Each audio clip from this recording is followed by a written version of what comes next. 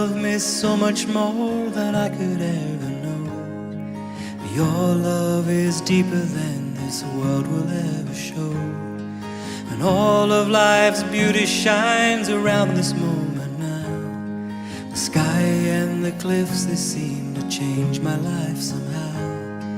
And I will never be the same, will never be the same. Whoa, I will never be the same, never be the same ever again. Well, here I am waiting, Lord, my life is just for you. Please unfold all the plans that you would have me do. And if all the world's just a breath and nothing's here to stay, and all of the love we feel will save us anyway. And I will never be the same, will never be the same. Oh,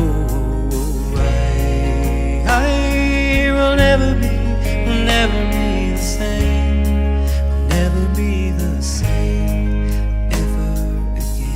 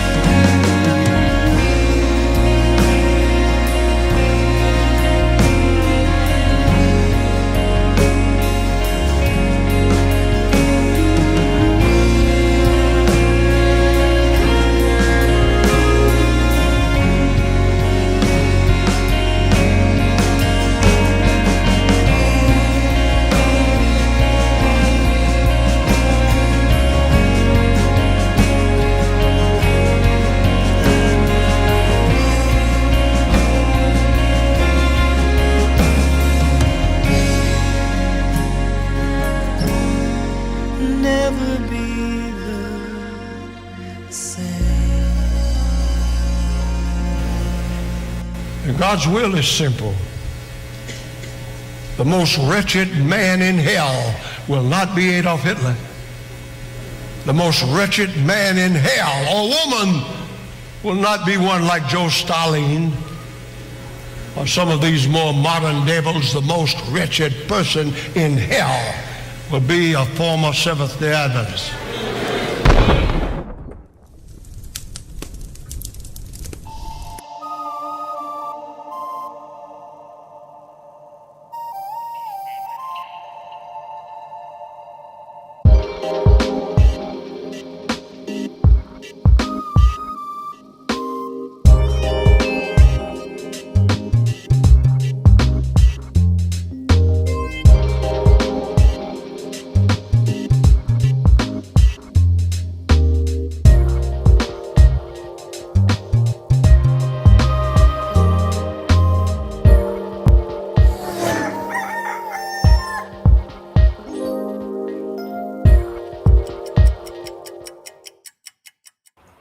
Hello and welcome to another SDAQ&A. I am your host, Peter Dixon. And for those of you who are wondering what on earth is going on, why is he coming on at this time? I think it's around 7 maybe in the morning in the US of A, Pacific time. It's about 9 p.m. here, New South Wales, Australia. I had the pleasure today of playing this episode, Des Ford, Glacier View, Season 2, number 42 with Doug Hackleman. And halfway through, about an hour and a half, 2 hours in, just crashed. And so I uploaded that part again later. And so this is part 2. We're dividing the one show into 2 parts. And I tell you what, something happened because I watched the first half twice. It really hit me what a fantastic interview this is. Not me, but Doug Hackleman. What an absolutely incredible interviewee he is. Wow. I watched it twice, back to back, the first couple of hours twice, and I learned so much. So I really want to encourage you guys to go back if you didn't see it and see part 1. It should be there processing away on YouTube right now. Same on Facebook and all the other platforms now, Twitter, X, Twitch, Discord, Rumble, 2 channels on YouTube. We're just everywhere right now, everywhere. Anyway, I encourage you to go and watch the first part and to watch today's part. I don't know how long it is. And I hope, I'm crossing fingers that the problem isn't at this point, because it did it again when I ran it through the second time and crashed. So I'm really hoping that somehow all the gremlins from the interweb have disappeared, that we've got a better signal, something, I don't know. But I really hope part 2 of this sees the light of day, because it is just fantastic. So bear with me as we cross fingers and toes and try very hard to play the last part of today's program. Number 42 of season 2. And of course, overall, this is episode 563. I've canned the idea of seasons and episodes now. I'm just going to number them as we go. It's approximately right. So, yeah, I hope you enjoy. Let's get into it. Here is my interview, part 2, with Doug Hackleman. Let's see how we go. I have trouble respecting the intellectual honesty of the guy. Yeah. He has some nice qualities, but boy. Has he defended Des, do you think, or has he He's quietly? There'll be a little bit of an overlap, by the way, of first part. It's interesting. He knows better. He knows better. That's all right. It'll get to the new part soon. He has a good PhD from a good university. He's talking at the moment about studies. Dr. William G. Johnson. Okay. It's interesting in his later years, and in the interview we had with him, you've heard this before. Just very much focusing and helping an Adventist kind of. They're now an independent group called the One Project, and they're very much trying to focus on Jesus and and bring it all back to, you know. But I sometimes think that you are allowed to focus on Jesus and all this stuff as well. You're allowed to turn over stones, especially if your motivation is to just be honest and authentic and go, well, this happened and we just got to deal with it, and here we are, and providentially, whatever.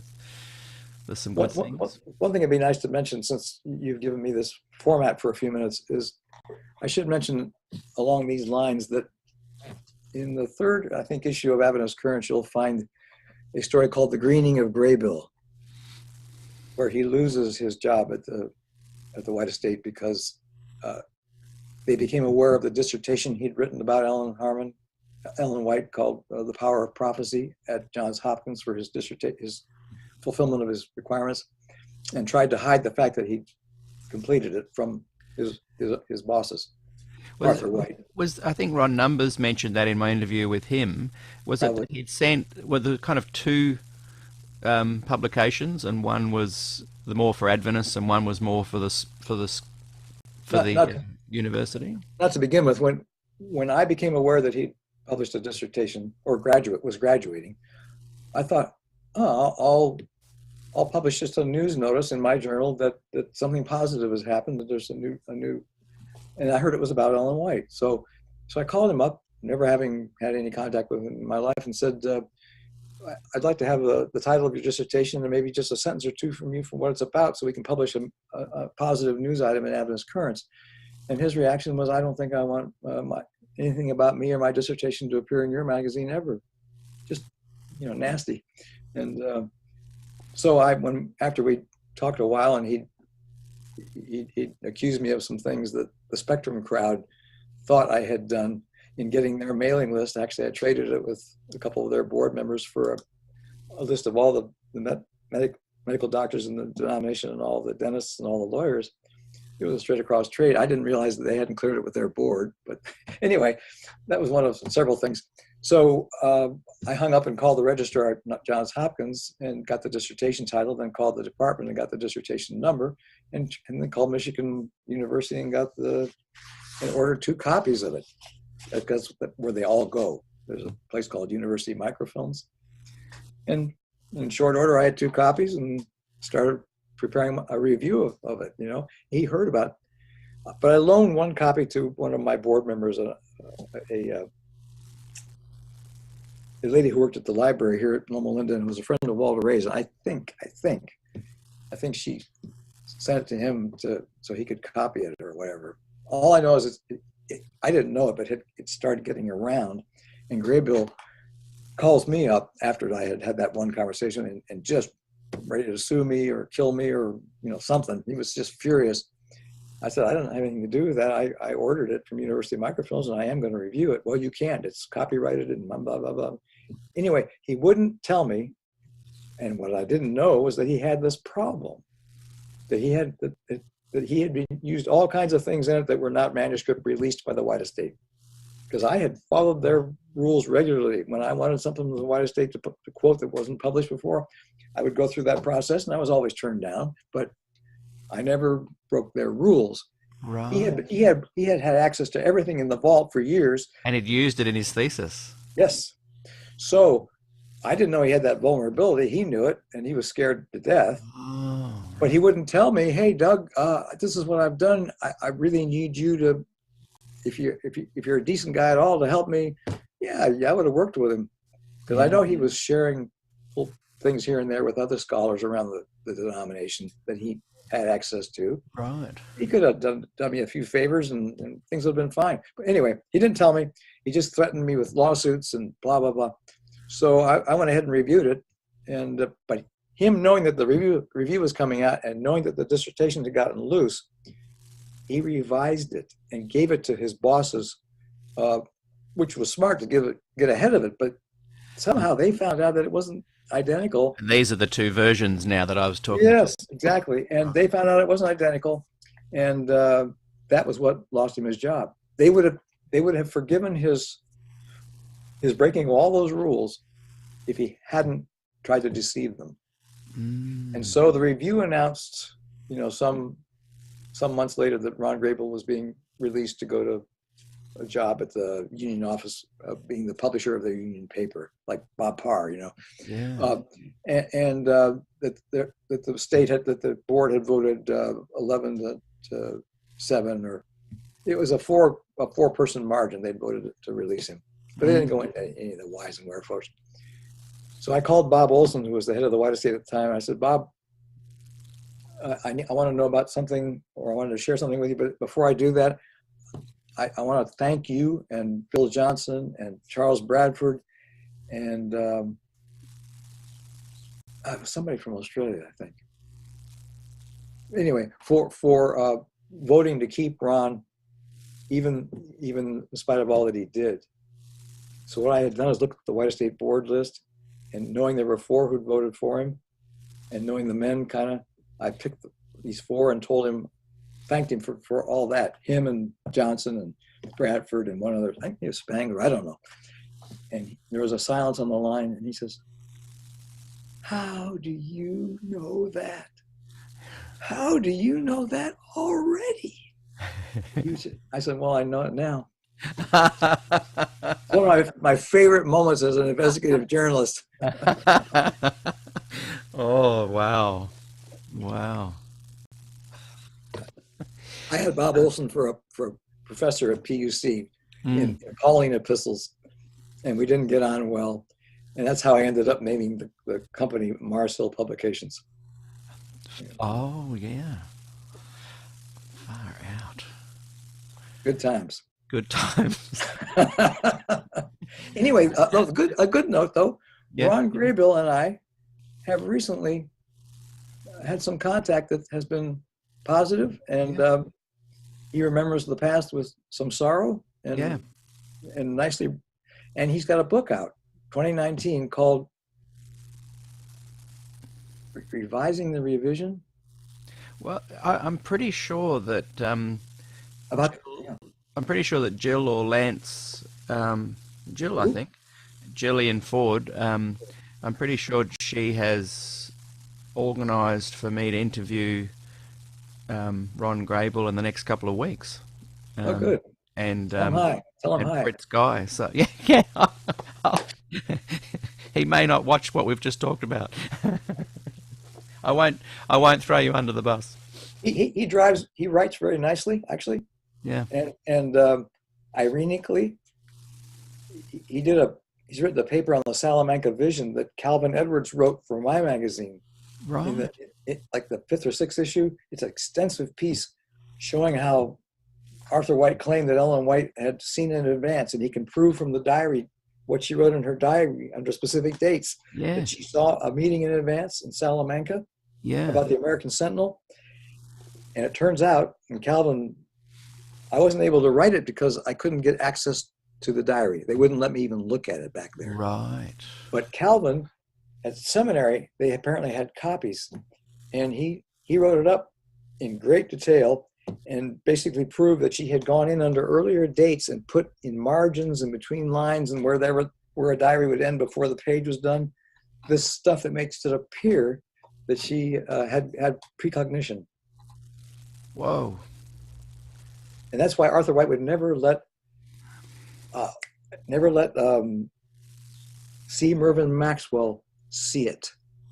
When he was professor at Andrews, he wrote several times to Arthur wanting access to that because it was such a good example of, and here's a case where we can really show the seminary students, Yeah. And then he writes to him saying, I'm starting to doubt, I've asked and asked now, See, it appears to me that Ron Graybill has been motivated to release some stuff that was really concerning him, but then also aware that he was kind of having to not get crucified at the same time, and so there was other times where he would be a little bit careful. Have you ever read his dissertation? No, I haven't. Called The Power of Prophecy. You can probably get it. Now, which version is that? Are they both available? The one that you would find probably would be the real version. And they're not that much different. You're right. From what I understand, it's in the introduction, he's thanking Roy Branson and people like that for their help and took their names out. Right. I would like to read that, and I definitely chatted about that to Ron and John. And I'm definitely, someone might be able to put a link in there. But you can read the back issues of Adventist Currents and read the story of how it got loose and exactly what happened. Yeah. See, it seems the like third issue. It's like my whole journey has led me to discover Adventist currents and to explore them deeply. Now that the scene has been set, I'm ready for them. I'm always happy when people get to enjoy them because we put so much love into that and so much, it gave up so much actually to do those things. Yeah, well, when the website's up, I will put a link on it officially in one of the parts of it and let people find out more. That'd be nice, thank you. Can you tell us I know we're running out of time, but that's okay. I've actually, I think I mentioned before we went to air that I do 15 to 17 shows a week on 7 or 8 different platforms. And wow. SDAQ&A is my favourite, and I put about 25 hours a week into it, and I love it. And I'm even extending my time. Next week I'll be uploading the podcasts, I'll be uploading the videos in edited form, and I'll be inviting people to join this group to find the full interviews, of course. And just another quick plug on the wall, I've put my YouTube channel. People will need to subscribe to that if they want access to this material. So I'm encouraging people to join that. So where was I going with that? Yeah, so what I've done is I quickly sent a text to my 2 o'clock interview and told them that we're rescheduling for next week. So I don't have to quickly just race off. I have had a couple of messages from people saying, can we have a quick toilet break? So I might even go and have a quick toilet break myself. Do you mind if we just have a little 5-minute interval?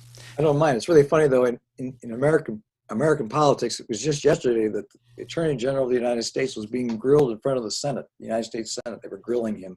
Yeah. And he asked for a 5-minute break around noon. And the guy chairing the Senate Inquisition, Gerald Nadler, said no. And he'd come an hour late. So the whole thing, Bob Barr had been kept waiting a whole hour for the thing to start. And then they just gave him hell the whole time. I wouldn't let him answer questions. He asked for a 5-minute break. He said, no. He says, well, I waited for you an hour and I can't have 5 minutes to. Yeah. Well, we're just about done, Boy, that's terrible. So that's manipulative. So I think I'll have a little break. Okay. What should I do? We'll be back in 5 minutes. Are you happy? Is that okay? I don't want to. Do I just leave it open, or what do I do? I'll just leave it open, and you can walk away and grab a drink, or sit there and look at the camera and hold up a sign saying "back in 5" or something. Or flex or something. Yeah, just. If you were able to see the comments, you'd be able to be having a little conversation with people at the time. So I'll be back straight away. Those that have just requested they'd like a toilet break, this is your chance. We'll continue in 2 minutes. Sounds good.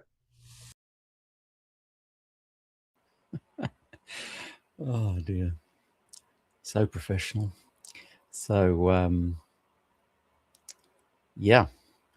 We'll just wait till we see us come back. It was around now, I think, actually, that that it dropped out. How's everyone going? Good to see so many people join me for this impromptu program. Let me know if it is still going live. I'm just not trusting anything today on the platforms. But yeah, I tell you what, this interview is worth going back, part 1 and part 2, which is shorter, and just taking notes. Like, for example, he talks about the Salamanca experience. Now, I'd forgotten all about that, and but I just literally then just looked it up online, and there it is, and you can read that whole story there, which I will later. He talks there about Ron Graybill. Ron will be on the replay program soon. And I asked him about it. We had a very honest conversation, and I really liked Ron Graybill's response. He said, "Oh well, that's life. We make mistakes." I really it was nice to hear that Doug Hackleman and he had repaired the burnt bridges. Doug has written this book, "Who Watches, Who Cares?" available on Amazon. Now, I do remember, and Adrian might be able to remind me, we were donated by Robert Lindbeck a couple of boxes of these, which we were going to give away for free. Adrian, if we have any still in the warehouse, let me know, and we'll make it available, pay for postage and handling only. Now, I know that Australia, that'll work. New Zealand might be a bit expensive. I remember offering this to people ages back, and it was going to be like $50 to send it to the States. So you might want to just get it on Amazon. But if you're in Australia and you'd like a copy, let me know, probably in the chat or on Facebook in the group, or send me a message, and we'll see if we can make that happen. But it's a really good book. The other interesting thing about part one of the interview that you're watching now, part two now, but part one, is a lot of what Doug talks about Ray Cottrell. Ray Cottrell is the information, he is there at every important part of Adventist history from, the 1930s up until he passed in was it maybe 2003? I'm not sure, but he was there at Questions on Doctrine, and he was there for the Ray Cottrell Daniel Review, and he was there for Glacier View, and he seemed to fly under the radar and was often not, well, anyway, it looks like we're back, but he didn't get into trouble like Des did, but we've got a book coming out by Doug Hackleman soon. So anyway, back to the show.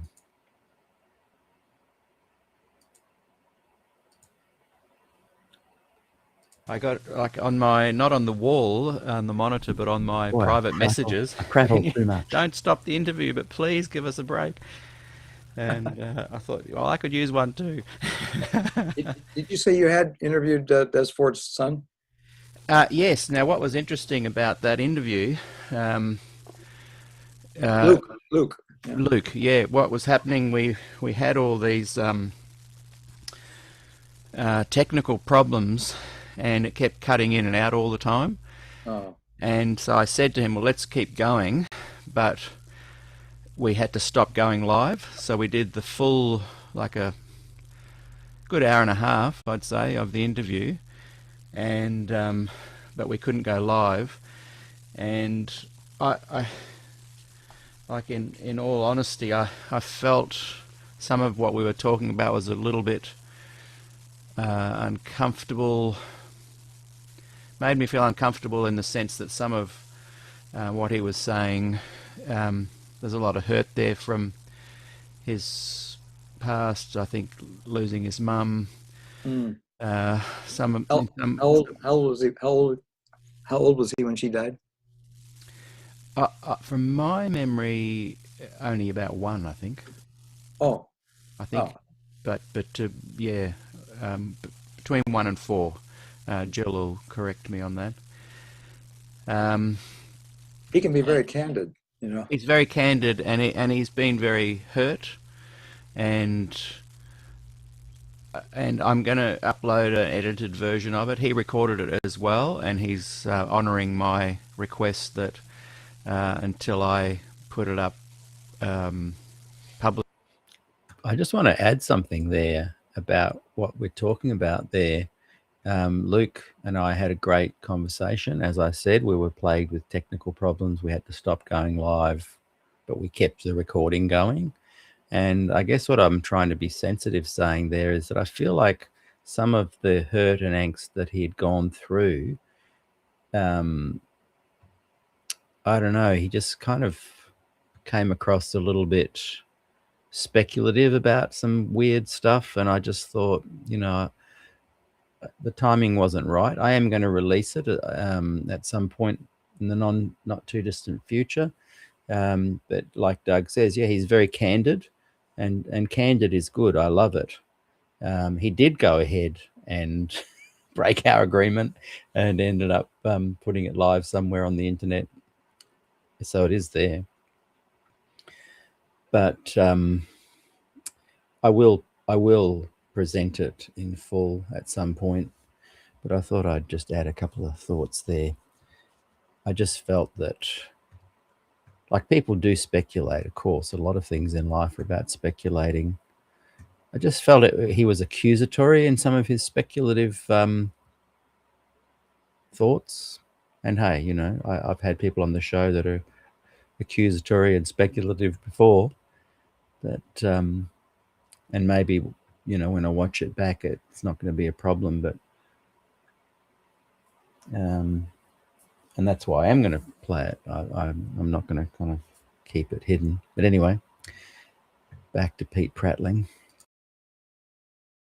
Publicly, in my edited version, that he would just not put his up on his wall yet, and he's honoured that, which was great. But I felt that some of his experiences, I'm just being a bit careful what I say, but it may have coloured some of his feelings towards his dad in a way that are definitely for a time to be aired on our podcast, but just not during this this moment, perhaps. Yeah. I know nothing about their relationship except that I've wondered about it, of course. I think there's some parallels to your experience where you kind of were in some ways growing up on your own a little bit because of the environment you were in, where a lot of other things were going on around you that were out of your control. And we never discussed anything at home about any of the things that came to interest me later, you know. Nothing about religion or theology or politics or we just didn't talk at home about issues. Not that there was any angst, just didn't come up. Well, Luke has got some good memories of Glacier View, actually, and does he? As a little boy, and he's also in a really good place now too. He's he was very candid, as you say, very honest. I really valued that. Yeah. You know, if he wasn't agreeing with something I said, he'd shoot from the hip. And he was also talking a little bit about his current beliefs with Orthodox Judaism, I think. Yeah. And how he's found a real home there. He feels really accepted. And so there was some really good things about the interview. And I guess he could be an Ashkenazi Jew, huh? yeah, he could. Actually, just while we're talking about the Jewish faith there, what's the story about possibly even the date, October 22, being selected because it was the Day of Atonement for that year, turning out to be actually September 23, 1844, not October 22? Do you know much about that? I don't. I've heard that, and that's pretty getting into the weeds, you know. There's a small group of Jews that apparently did think it was October 22, but the main bulk of Jewish tradition was celebrating it that year on the 23rd, I think. I find it extremely fascinating that 0.6%, 0.06, like less than 1% of the American population is Jewish. Yeah, it's considerably less, but the enormously disproportionate influence. Yeah, you know, look who gets the prizes in abstruse physics every year, or in higher mathematics, or in anything that has to do with abstract abilities. And look at the entertainment industry. Hollywood was and maybe still is pretty much run by the Jewish community. Yeah. More Nobel Prize winners are Jewish. They're usually right behind the head guy in all of the big political positions. They're right. They're usually not the front man, but they're usually right in the middle of the decision making, or the attorneys, or the. I don't have a resentment that some people seem to have for that. No. But I wonder. It's interesting to me as a former or once and never psychologist, having looked quite a bit at the measurement of cognitive ability. That is a very dangerous topic, you know. Yes. And especially if you start noticing group differences. Yes. But the most consequential to me fact of human social, cultural, political life is that all of the human traits, you've probably heard of the Big Five. Yes. They came out of Raymond Cattell's 16 personality factors. People reduce them to 5. And I would like to add drive and intelligence to those 5. But all of those traits distribute more or less normally in any population, which means that half the population is less than average on any given measure. And you have to have a certain positive degree of most of these traits to be successful in life. And to be super successful, you have to have a lot of certain ones way out in the tail. So there's a real small percentage of people that are in the 1%. Well, there's a reason. So they have the traits or the gifts or both that enable them, the ones that have the drive and the interest, to become enormously successful. Yeah. But then we resent them. Some of us. Yeah. And we resent them because we're taught by our politicians that that the rich have money the poor would otherwise have. Say that again. The rich have money that the poor would otherwise have. It's an enormous. It's the second great lie after "you should not surely die." Yes. Yeah. The rich have our money. Yeah, exactly. No, yeah. We have jobs because there are rich people that made things happen. Damn it. Yeah. Yeah, I know. Anyway, huge issue, but a huge issue, and I agree with what you're saying. And there's a lot of human nature at play there, isn't there? Oh. Yeah. Yeah. And then just the tendency for us to project our own sensibilities onto other people too, Yeah, yeah. That may not be the case. Yeah. It's interesting. Oppressed people often are great storytellers and have an interesting music tradition. I know with the Irish. Yeah. I see that firsthand with my in-laws and the brothers and sisters. And the Jewish people. I was watching a fascinating documentary where they'd uncovered, I think it was on Netflix, a potential German, one of the guards that was very cruel at Auschwitz, I think it was, or one of the camps. And I think this all happened in the 70s, maybe, the trial. I'm not 100% sure. I didn't watch all of it yet, haven't watched all of it yet. But the articulation of the retelling of the stories that the Jewish people were demonstrating in this documentary, just incredible storytellers. Like just your average person, not even the known storytellers of the community, just the average person was able to talk in a way that was dramatic and purposeful. And I've seen that in Irish pubs where just the average person compelling they're having a Guinness and you'll start having a conversation and the stories are just compelling. My sister-in-law has released, I think, 20 books now. She recently was in the top 20 of the Amazon all-time best-selling, as in current best-selling books. Your sister-in-law? My sister-in-law is a writer. Is a writer, and she's. I'll just quickly add there. She's written 50 books now, approaching 4 million sales. Incredible. Jean Granger. Go and check her out. Jean Granger. Back to the story. Often number one in her genre. What is that genre? So it's kind of Irish history, but from a current twist. I'm not even sure exactly what it's called, but her name's Jean Granger. If anyone wants to go, is it historical fiction? It's historical fiction, but it's more emphasizing the fiction, perhaps, with nods to the historical elements of it, and there's romance and drama and everything in there. And we recently did a caravan trip for 2.5 months with my wife and I and our 2 little girls, and her husband and their 2 little girls.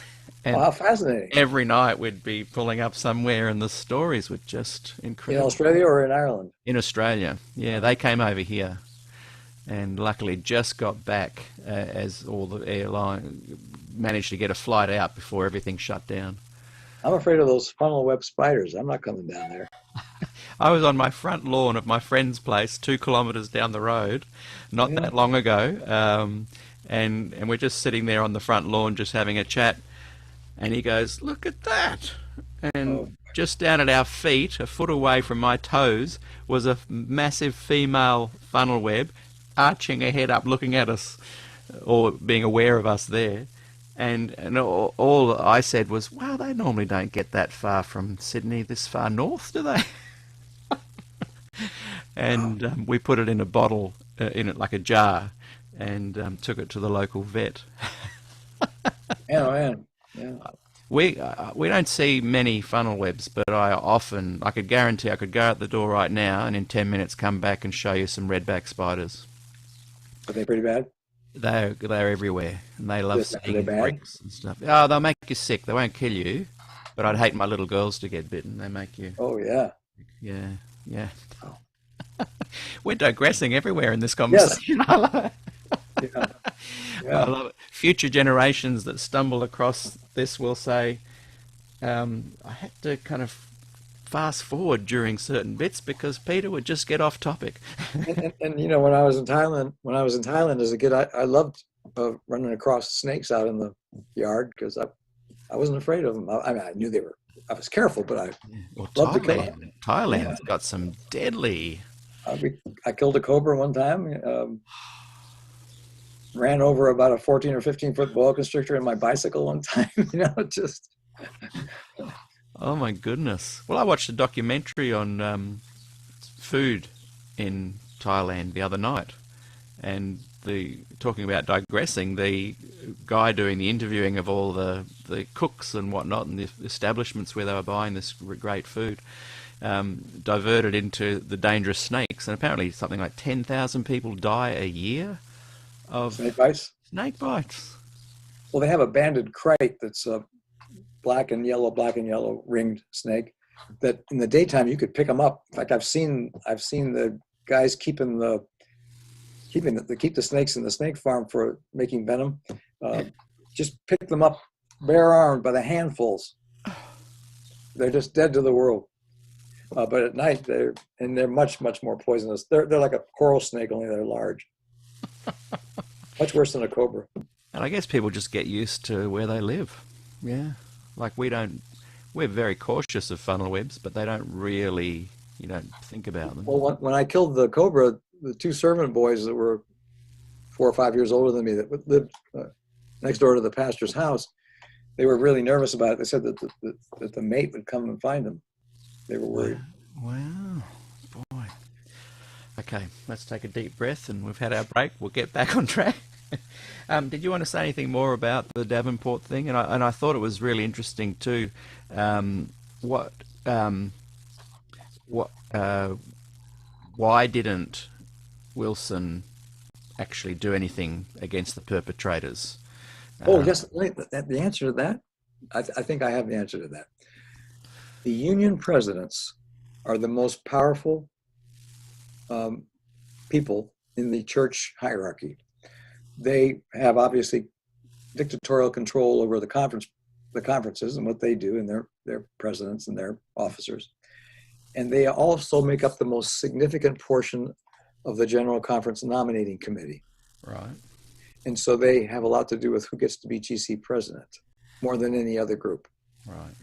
And so if Neil Wilson wanted to get reelected, he wouldn't want to piss off too many of them. Well, apparently some of them were moved on to various Adventist health systems and got higher wages. So in some ways they were rewarded. Some of them did. And if you ever read, or maybe you have, the story about how Falkenberg got, there's several pages there that explain exactly how he got elected, how the whole system works. I never understood it until I had to write the story. Right. To explain how he got nominated in the first place. And so the nature of the makeup of the nominating committee and what happens is I think, quite clearly explicated there. And now, apparently for financial reasons, the nominating committee for GC session is a smaller group than it used to be, which makes the union presidents all the more disproportionately powerful. And maybe that's why Ted Wilson has been able to pass the compliance document with apparent ease. I think that's because he's got such a Well, the church he has under him now is so disproportionately from third world cultures that don't sympathize with the concerns that North America has. So it's quite simple. Just get them on side and the vote's yours. The Inter-America Division, South American Division in Africa. And so it's... Okay, that kind of makes sense. And what I was saying earlier about various leaders getting caught up over here in Ponzi schemes, and that I'm not judging them because we're just humans, we make mistakes. Yeah. What concerned me about the Davenport thing was the use of the actual church. Would you say it's use of church money, or indirectly use of the church money by providing the loans? It is actually using the church money, isn't it? Well, they went against all kind of policy about how to invest. Yeah. The conference or the union's money or the hospital's money or the college money. They put it at risk, and that's why there's policies. So not only did they put it at risk, they actually did lose money, didn't they? Oh yeah. Yeah. Oh, yeah. For the church. Yes. Yeah. So when they say they put 20 million towards this Ponzi scheme, that's not counting what they lost after that investment or those loans.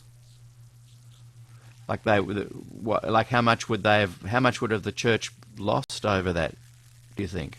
Well, what I think what's incalculable is in all the losses financial in these stories, whether it's those loans that they didn't get back, or whether it's having a 330-bed hospital go totally bankrupt. That's money that should have continued to make interest on in perpetuity. Yes. Yeah. Rather than lose, you should have been making money on that money all that time. Mm-hmm. And when you think about the parable of the landlord in Matthew 25, remember the one guy that just, if all he had done was put his master's money in an index fund, he'd have been okay. Yeah. But he buried it in the ground and didn't even get interest, Yeah, yeah. And the landlord was ready to throw him into outer darkness. But what happened to these guys? Nothing. Yeah, yeah. That's a very Jewish story because we're so forgiving, Yeah, it is. The Jews have like passed on the art of storytelling and passed on the art of how to really, provide skills with fiduciary care. Yeah. In your book, one of the chapters that really blew my mind, and I'd love you just to unpack a little bit because it's kind of a big deal again that no one really talks about, and that's the Harris Pine Mills bankruptcy. Can you unpack a little bit of that? I don't want to put you on the spot because, like you say, it's 13 years since you. Yeah. Well, a sign of the times in that story is several years ago I drove from Southern California, delightful journey up to Walla Walla, all the way up through Reno, and it's just gorgeous, quiet drive with very little traffic if you go up the east side of the mountains. And I stopped at Pendleton, about 20 miles short of Walla Walla, and having written the story and realized I was where Harris Pine used to be, and discovered that Harris Pine wasn't where Harris Pine Mills headquarters is now a Walmart. Oh, I thought, what a sign of the times. All right. So you go anyway. That's the most stunning thing to me in the Harris Pine story was that the General Conference Corporation was the only stockholder of Harris Pine that had been given to the church, but Harris Pine itself was a private public. I mean, it was a for-profit corporation in and of itself. So when it got into trouble, and the church and the GC Corporation kept making decisions to loan it money to help it get back on its feet, and they kept throwing more money after bad. They got to the point where they'd put 11 million into trying to reorganize it and keep it going. The General Conference Corporation is just three men. It's Neil Wilson, Emerson, whatever his first name was, and whoever the secretary was, maybe Charles Bradford, I don't know. Anyway, those three are the GC Corporation. So they've been putting out tithes and offerings or whatever of 11 million worth into this corporation that they own all the stock in. Meanwhile, at the end, Neil Wilson is the chairman of the board of that for-profit corporation called Harris Pine Mills. It's just absurd that the same man has those two hats, because he's in an absolute quandary. What do I do? Because he has an obligation to the stockholders, and he has an obligation to the church. And so he's... Wow, that's what you call conflict of interest. Oh my! And anyway, as you know, they threw it into bankruptcy. They just wanted it out of their hair. They didn't even try to go Chapter 11. Is that because if you go if you just dismantle it, it's less likely to be able to be used against you legally? I don't really understand why they did that. He put, I think, Bud Otis in charge of the dissolution, and they didn't want to reorganize, which they could have under Chapter 11. And the trustee, the judge, the former judge, I think, who appointed trustee, said, "This is ridiculous. You have, all this money in timberland, thousands and thousands of acres of good timberland that they failed to mention in their bankruptcy dissolution papers, because they wanted to look unable to continue." Wow. I don't understand why they decided that, but was there any suggestion that these guys were lining their own pockets, or were they just not very good with money and they were hoping to do investments that improved the finances of the church? Was their motive in the end to make money for the church? Well, at this point, when it was in trouble, I think that they had decided that they couldn't save it, didn't know how to save it, and just wanted the issue out of their hair. Just wanted it to go away. And they're in charge. They're on the boards of so many things they shouldn't be on. That's part of the problem with all these stories. The boards are made up of ex officios who sit on so many boards because they're who they are. Only because they are a conference president or a treasurer, so they sit on all these different boards, and they may or may not know much of anything about the entity that they're over, and they don't have time to find out. And sometimes they have conflicts, like if you're a board member for PUC and for La Sierra University, that's stupid. Mm-hmm. But they are. Some of them have been in the past, and plus a lot of these guys aren't trained or experienced in running much of anything. They're ministers who want to be, I don't know. But the sad thing is, they just letting it go into Chapter 7, you can't sell it off. If you sell it off while it's running, you can sell off pieces and make something off it. Yeah, so what happened to the acres of timberland? Timberland. I don't know. Because they were putting themselves in a position where they couldn't receive any remuneration from that too. Right. They were a turnkey operation, as you know. They grew their own wood, made boards out of it, and then made furniture. Had academy kids doing the work, and it's a fascinating read. I encourage people to go and look it up on Amazon. Just give it another little plug there. And I think one of the interesting things I want to highlight is that the revealing of this kind of material is not aimed at hitting the church in its midships or causing it damage. I think if you can refine these systems so that and not hide them, but make them public, as we do with the banks in Australia. They have to kind of be accountable for the mistakes they make, and then the banking system improves hopefully afterwards. I think the uncovering of this kind of material can actually really benefit and improve the church as the next generation come up saying, you know what, we want to make sure these things don't happen again. I just want to read a question. I'm not sure if this is one that Jill had said or not. When Neil Wilson told people later that in retrospect and with time he might have done things differently at Glacier View, because I know that Jill has stated that Glacier View was kind of pre-decided, and that Neil Wilson took advantage of the recent compiling of the 27 statements of belief at Dallas in GC in April 1980 to use as a creed to fire Des. He did this by using the 10-point statement at Glacier View. Do you agree with that? Oh, sure. Can you unpack that a little bit?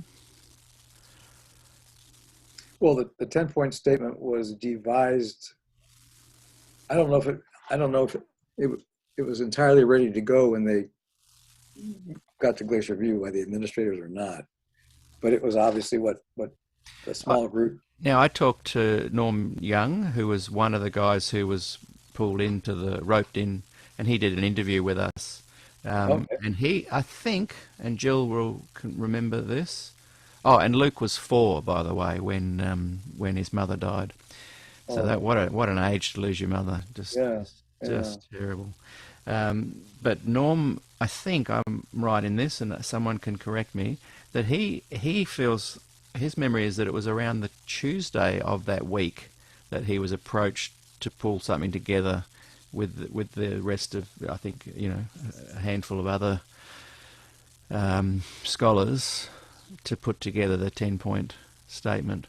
So I'm wondering if Neil Wilson was thinking, I think we might lose if we go with the consensus document. Let's quickly pull in a backup plan. I'm a little mixed up because the scholars, William Johnson, was it Fritz Guy? I'm trying to remember who was involved in the creation of the actual drafting of the consensus statement. Yeah, they were definitely two of 4. Group. Yeah. I'm surprised to hear that Norman Young would be one that Neil Wilson would pull in to draft a hard line. Yeah, well, Norm says that he feels like he was, I don't think he used the word tricked, but he was asked to provide something a little deeper that might be able to be presented. I'm not even sure if he felt it was going to be used the way it was used. That's definitely... That would be important. Yeah, and I'm pretty sure he was also saying that all of the scholars who were brought on board were under the impression that they were just providing a little bit more depth for the committee to look at and maybe discuss. He definitely wasn't feeling that it was going to be used to defrock Des. That's the impression I got, and those that have watched the interviews and have watched them more closely than me. The 10-point statement seemed to me just to be a really brisk reiteration of the hardline original position of the church. Yeah. And there's there's a sentence that Norm added to the 10-point statement that he wishes he'd never added. I just can't remember it offhand. Someone will write it in the comments. How old of a man is he? He would maybe 80, 81. You should make sure you join the group and watch some of these interviews. Yeah, I need to, maybe when we're done, I get the email as to where to open it up. It's a fascinating interview. He reveals quite a bit. Norm wrote to Adventist Currents at least once, a letter to the editors that we published. Yeah. Great guy, local. I've known him and his family and his wife all my life. But yeah, he feels that he got caught up in that unfairly, and that he did naively say a couple of things, but that he didn't feel it was going to be used. I suggested to him, were you thrown under the bus? And I think he graciously didn't he said he wouldn't use that term. It seems really naive to me that any of these guys that were Adventist scholars for any number of years, by the time you get to Glacier View, none of them were young enough to be naive enough to have any reason to think that this was going to go well unless they stood up. As a group. Yeah. What I find is that the Liberals often are not coordinated. They have camaraderie and they have conversations and they agree, and there's a lot of kind of I don't mean this in a derogatory way, but a bit of backslapping and, hey, that was well said, and agreed that was good. But then, was it Heppenstall when kind of put on the spot at Glacier? Yeah. They then claim a little bit of naivety or a little bit of. I interviewed Harry Allen, who's an Adventist, and blew my mind that Des and Jill didn't realise that he was also kind of the publicist for the hip hop group Public Enemy in the 80s. Incredible group, and I love that music because a band called Run DMC would mix a lot of rock guitar work with the hip hop, and they did a song by Aerosmith called Walk This Way, and it's just a fantastic blend of hip hop and rock guitar. So I knew about Harry Allen and didn't quite click that he was the Harry Allen. Oh, yeah. And in the interview, so here's a guy dealing with incredible social politics and putting his name out there and defending the rights of, a lot of the young black men of the time who were disenfranchised and suppressed. And he spoke up boldly in support of them. And he called a lot of these guys timid. And I don't want to judge them, but here they are. You've got the likes of Neil Wilson, the very, very good operator politically. You've got a bunch of quite mean-spirited conservatives, and here you are, interested in philosophy and discussing theology and enjoying that communication with your friends, suddenly put into a situation where you've got to do battle almost. Yeah. And I think they just second-guessed themselves and went, whoa, hang on, I better toe the line, or I don't want to lose my job, and what's going on here? Yeah. And then regretted it. I think all of them, if they could go back, I think they would go, oh, hang on. So they weren't naive, but I think they were suddenly taken from their comfort zone. And Adventists are not really raised to know how to deal with conflict. They're kind of wanting to please everybody and keep the status quo, and let's not criticize the leaders. And that kind of leadership almost tries to encourage that. Well, I would see this phenomenon you're talking about with our religion scholars, because at La Sierra and Loma Linda, which used to be two campuses of the same entity, there were religion faculty on both campuses. And I was, after a couple of years teaching at La Sierra, no longer working for the church at all, and I was doing my own thing and writing and arguing with people and visiting, really trying to learn a lot. And these guys knew that me by nature would be confrontational, not in a hostile way, but just wouldn't let someone wouldn't let them not address the real issue or the heart of the issue. So they would invite me, the religion guys would invite me to occasions where they were meeting with a famous name theologian, maybe, or some big name minister, and knowing I would ask the questions that they didn't want to be the one to ask. Right. I mean, they had Bernard Ram for a Friday night meeting, and he's a famous Christian theologian that, anyway, in the discussion afterwards, he was talking about historical foreshortening being the excuse for something he was trying to defend in the Old Testament. And I raised my hand and gave examples of where the story wasn't all that truncated, and even in the Old Testament was rather long, actually. And how does that fit your model? And he just says, I see that you think you have me up a tree. And next question. John Warwick Montgomery, a really extreme conservative theologian, apologist for Christianity out in the world, came to our thing, and these guys wanted me to take him down a peg at a dinner, and I ended up, asking him a couple of questions that were pretty hard for him.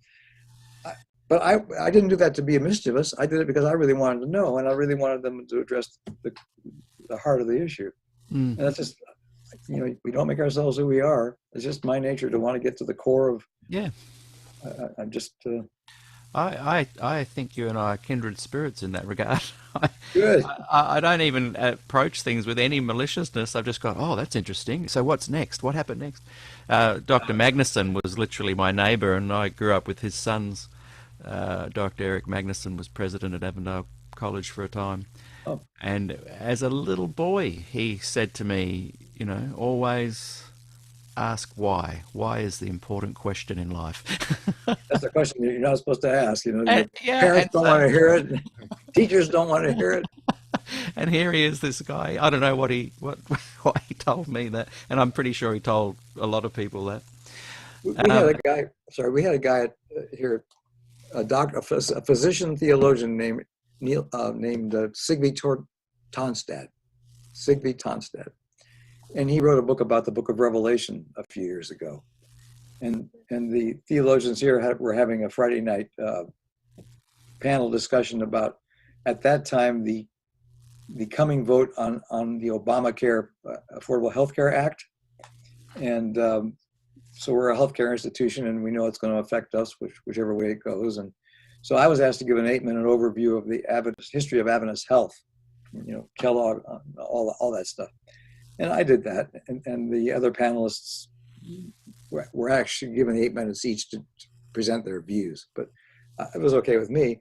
But when they opened it up for us to ask each other questions, and this is an example of me at my worst, we've got 800 people in an amphitheater with the president of the university here, and he's a physician in charge of deciding what to do if the Health Care Act passes. And so the moderator says, well, why don't you guys ask each other a few questions, and then we'll get the audience involved. So nobody says anything. Roy Branson's one of the people, and Sigby Tonstad's there.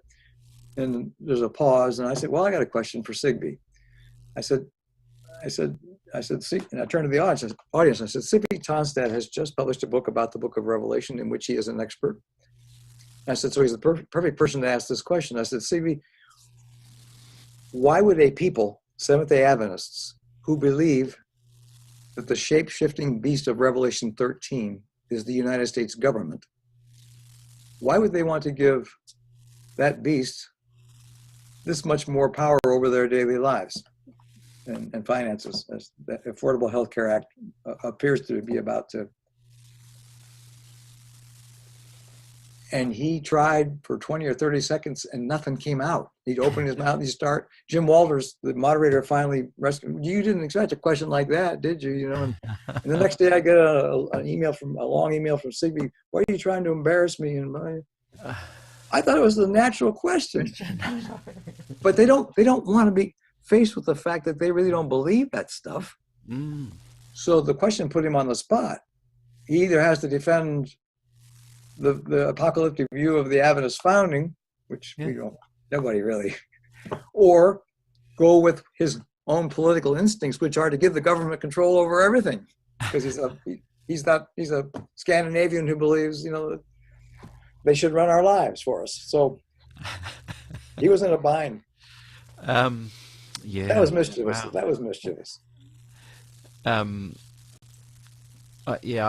received emails from people who say my office is just down the hall from the president of the SPD and this kind of thing, who I went to college with and is a brilliant guy, by the way. SPD, I'm sorry, SPD? Yeah, the South Pacific Division. Oh, okay. The Australian Division Office. Great guy, capable, well-loved.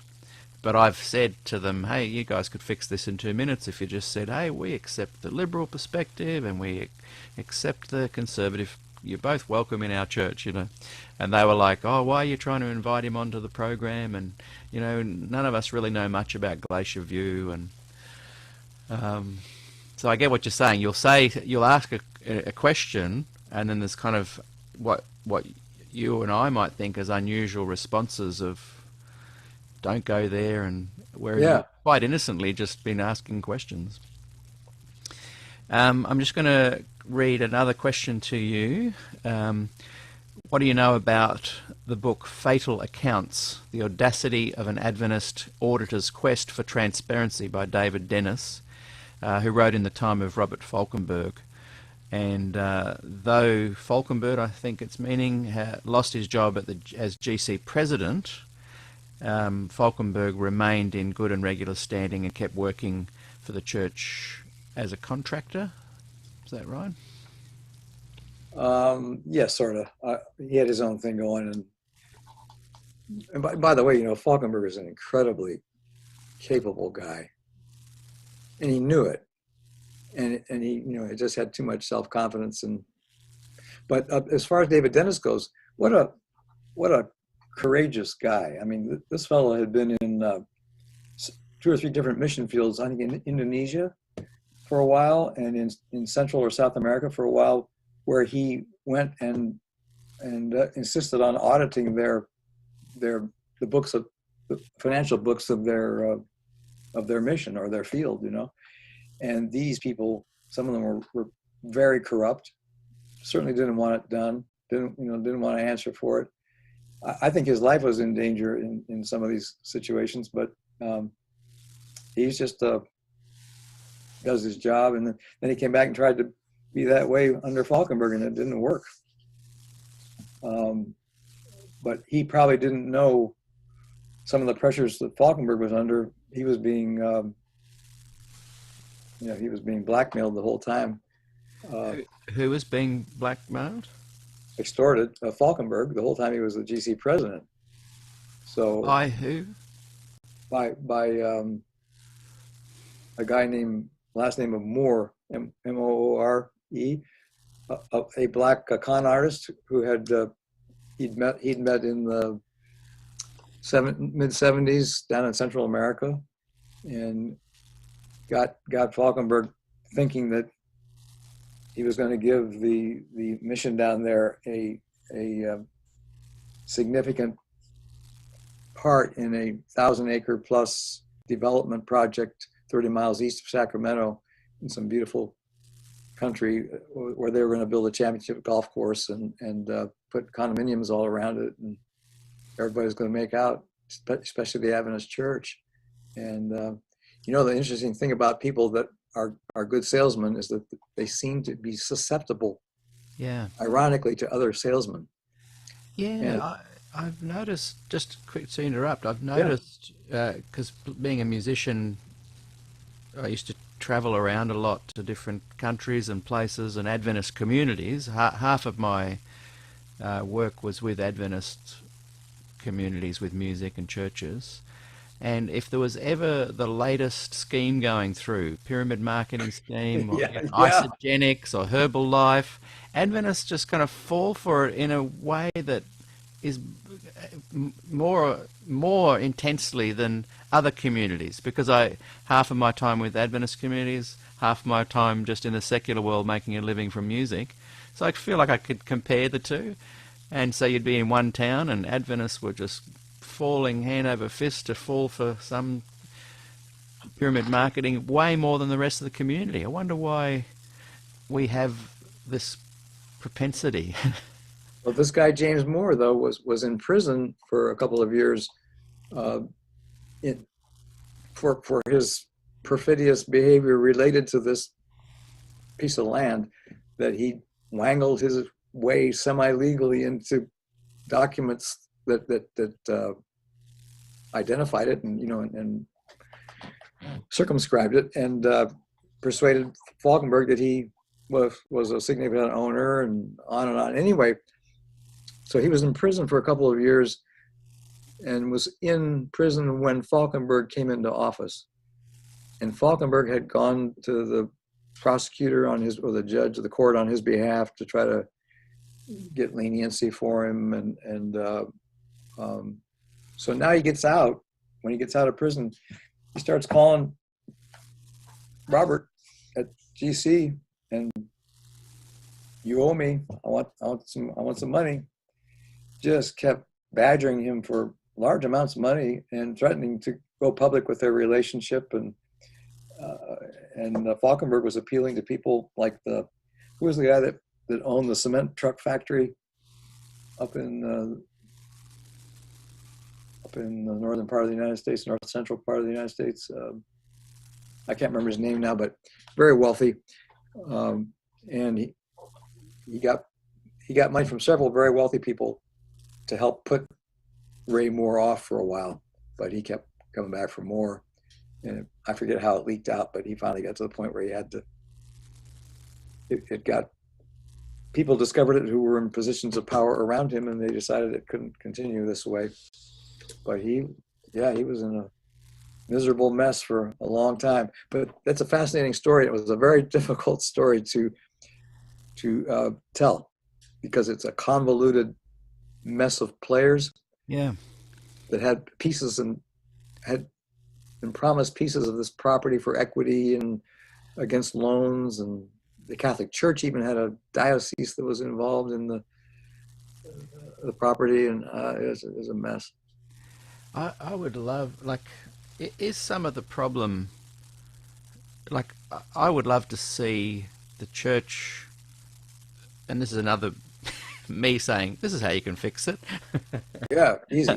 Who cares what I say? But if at all levels of the church, the right person for the job, male or female, not based on gender, not based on ordination, not based on you being an Adventist minister, were allowed to apply for positions from top to bottom, I think that would help the situation a lot more. Because once you're kind of you can only have the highest levels if you're an ordained male minister, you're instantly. Well, the problem with that is that automatically, by virtue of the fact that these were theology majors in college. Yeah, no business. They're not the best of the best, or the best of the brightest as a group.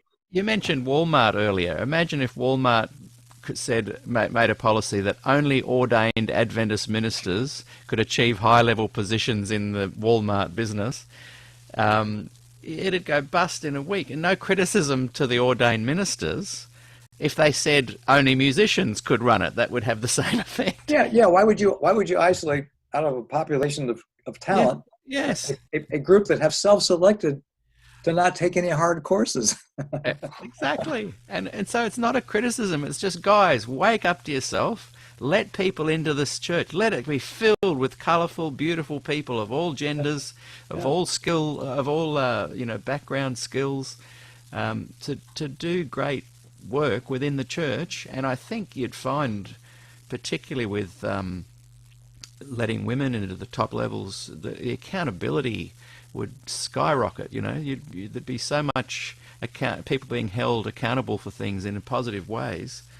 The church could just really boom.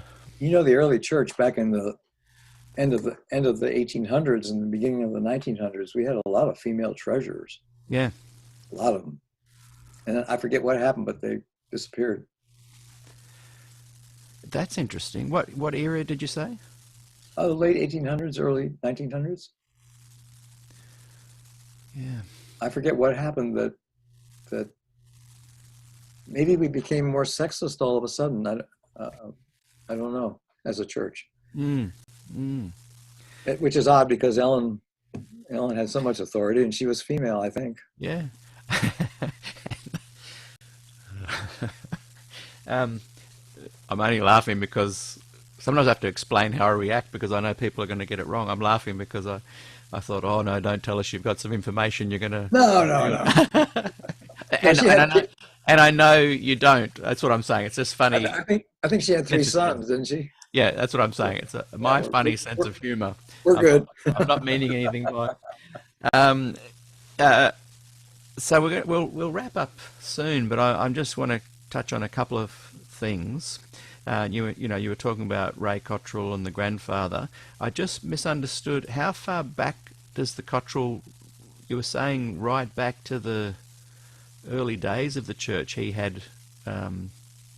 Well, the family claims Waldensian roots, but the first Cottrells that had anything to do with Adventism were just as the shut door era was being sort of expunged from. People could be converted now, and so it was the late 40s, almost 50, right in there, that they first came in contact with the Cottrell family. And there was an old man, the patriarch at the time, the father of the one who became an editor at the Review for so many years. They were the ones that joined because they recognized kindred spirits in the Sabbath and in the Bible only, and they even liked the eschatology because it was Sabbath oriented. because they came out of the Seventh-day Baptist Christian Connection tradition, but they missed the shut door, which they wouldn't have appreciated at all.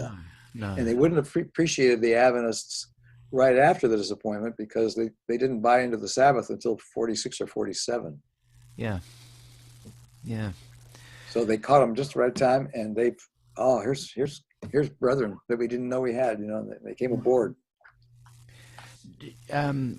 Do you think that preachers from Cottrell to Des and Brinsmead and the many others that have followed, that have this beautiful sense of assurance in salvation, the good news of the gospel, they're really wanting to push that kind of thing, but they're also kind of saying, I don't want to have to make the investigative judgment and the sanctuary and the new phase of Christ's ministry. I don't want to make that have to fit into that, because it's just, I just cannot, their conscience says to them, I cannot make that fit. Are you finding that in your thoughts, and you were saying you don't really follow current Adventist trends, but have you found there are other people that were kind of bringing these messages into the church that were summarily sidelined, ostracized, suppressed? Are there other names that we may never even hear of because the church was so successful at kind of silencing them? There are several who are mentioned in Ray Cottrell's writings, and Des mentions them in his 1,000-page paper. And at least one of them was Australian. And I can't remember their names now. Right. But Jill will write them in the. But I have them in what I've written, and brief sketches of who they are and what happened to them. And they are cautionary tales, for how the brethren deal with anybody who tries to minimize the legitimacy of the one doctrine that Adventism has brought to the Christian parade. The only one that's unique, actually. Yeah. Oddly enough, I mean, our eschatology is a little unique because it's. I don't think the Seventh-day Baptists make the Sabbath a end time, like a salvation issue. Yeah. But and then there's 1888. That's a big deal in the life of the church. And there's a whole lot of conservatives who, the wonderful opening up that Ellen White brought in 1888 to our view of salvation, righteousness by faith. And after I got through looking at every document that the church has collected into a binder that pertains to what happened in 1888, leading up to, during, and after, I came to the conclusion that what happened at Minneapolis in 1888, not only, a funny thing happened during that GC session in New York City. The Fox sisters were telling huge audiences at some big hall how they had fooled everybody back then, and demonstrating it and telling them it was all. Was that with the wrappings? Yes. Yeah. But at 1888, I concluded that here you had Uriah Smith and one of the GC president terribly concerned and wanting Ellen White to clear up what was the law in Galatians. Was it the ceremonial law or was it the moral law? And she wouldn't answer them. And they reminded her that brethren of experience used to always come together and study these things and figure them out before we went public. And now we have at Healdsburg and Pacific Union. These guys are publishing one way, and we're publishing the old view that we thought you supported, and you can show that she did back when the older Wagoner was. So anyway, I concluded that, and that's what made Canwright give up finally and leave. He says, if you're going to say this is the moral law was done away, I have no way to continue arguing for the Sabbath. Anyway, but what I have concluded happened in 1888 soteriologically is basically nothing. We became a church that believed in the commandments of God and the faith of Jesus, became a church that believed in the faith of Jesus and the commandments of God. So say that again.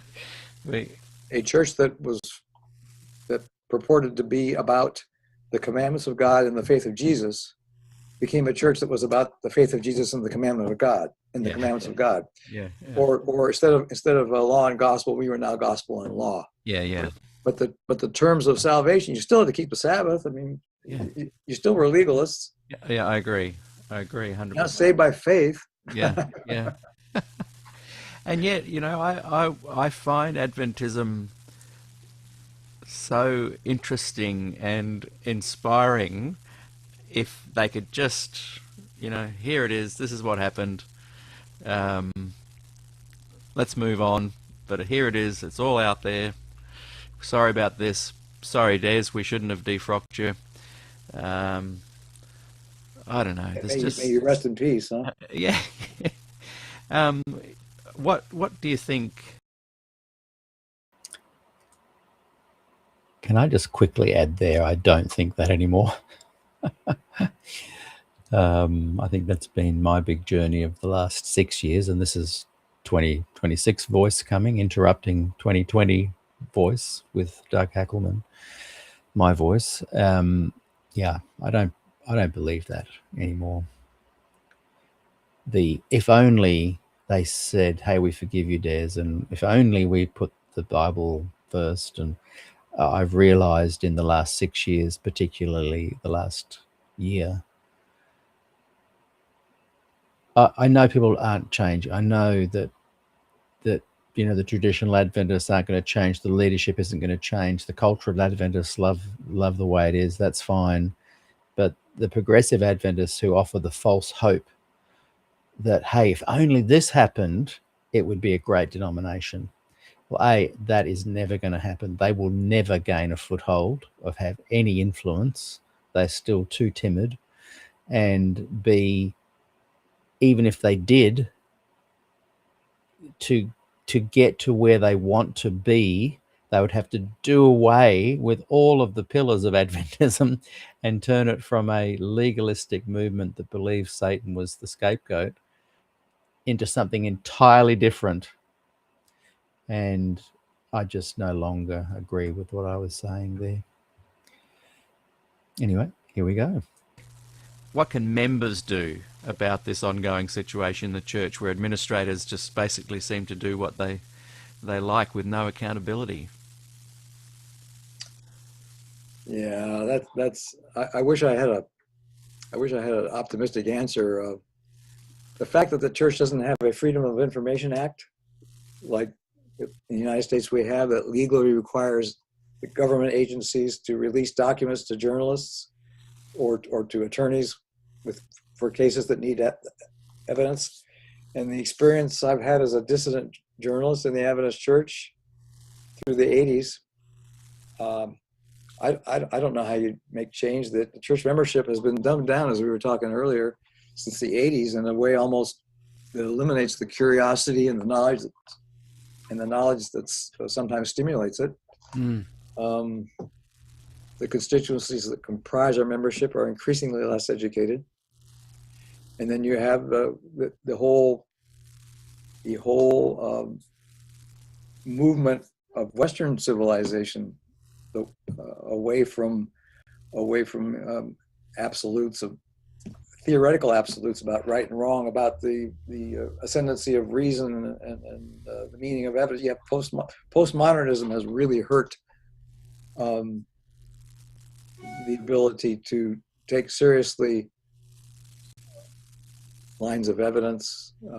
A text means what it means to you. It's wonderful it's wonderful actually when you think about it for proof texting.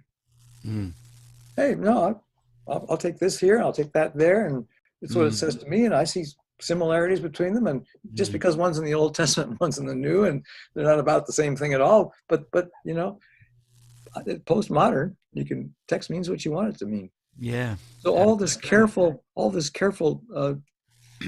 scholarly attempts to get at, and this is what Ray Cottrell wanted in the worst way. He wanted to know what was the original author's intent. Yeah. But that's who cares? Don't care. I mean, my kids went to Adventist Academy here, and none of the religion teachers got into any of this. It was all about Jesus loves me and playing the guitar. Yeah, I know.